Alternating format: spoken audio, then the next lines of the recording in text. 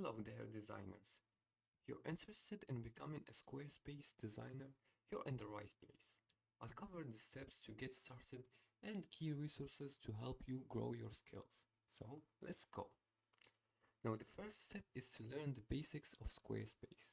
Before anything else, get comfortable with Squarespace main features.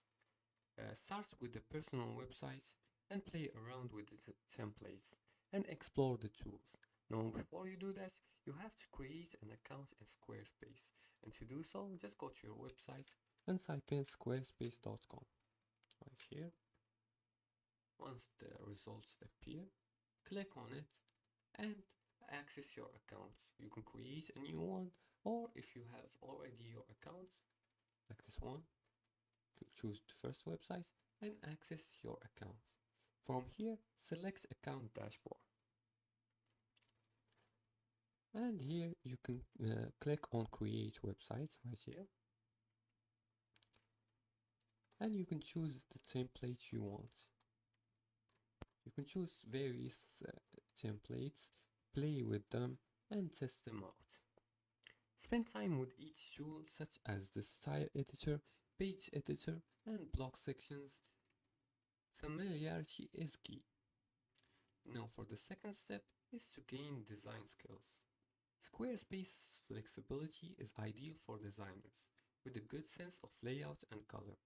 Consider studying some basic design principles like typography, color theory, and UX UI. Online sources like Skillshare. Here you can type in Skillshare and search for it.